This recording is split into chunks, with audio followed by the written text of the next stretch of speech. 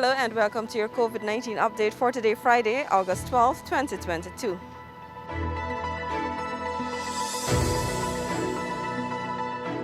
Over the last 24 hours, we've had 48 new cases, and our total count right now is about 500 cases. What about hospitalization? We've had in all the hospitals across the country 14 persons who are in hospital. We have 8 persons at the Ocean View Hospital, with one of those persons in the ICU.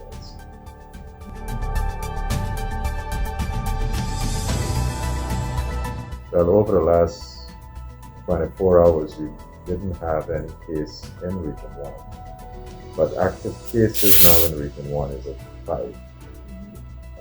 Regions 2, we have 14 cases that are active. Regions 3, 60.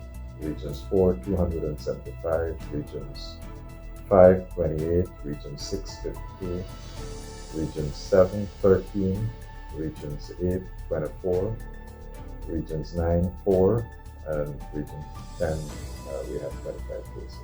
So with vaccination, first dose adult, we are now at 445,440 doses. That's 86.8% of our adult population. Second dose, we are now at 345,089 doses. So that's 67.3% of our adult population. In terms of the 12 to 17 age group, first dose, we have administered 35,487 doses. That's approximately 48.7% of that age cohort.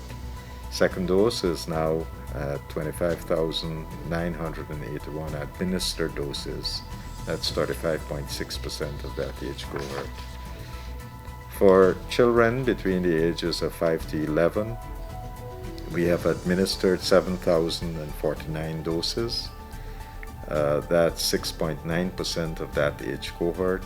Second dose, we are now at 2,159 doses, or 2.1% of that age cohort.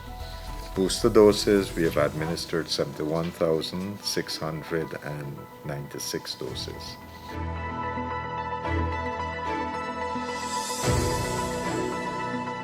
Well, again, it's the same advice. These vaccines are safe and they're protective. So if a pregnant woman got the vaccine in their last trimester, that vaccine, the antibodies that they would build up in their system, would be passed on to the infant and help to protect that infant. As you know, we don't have any vaccines that are available currently for small children, and one way of protecting very small children, infants, would be that the mother get vaccinated so that those antibodies can be passed through the breast milk to the child. So this is a very positive thing. But there are myths that have been circulating among pregnant women that if they take the vaccine, something would go wrong with them. That's totally untrue. And on the contrary, the vaccine would help both the mother and the infant. So it is advisable that they take the vaccines. Even after delivery, a mother can take the vaccine. If they didn't have one during the pregnancy, they can still take the vaccine. And again, through breast milk, antibodies are expressed, and therefore the child can be protected.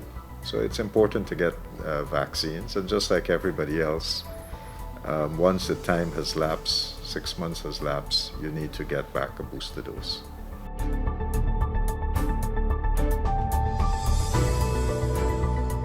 We are encouraging the RHOs and the regions to employ a similar scheme, because we recognize that when we do this, we are able to get to persons who are vulnerable. Most of the people who we have been going to their homes are really shut-ins.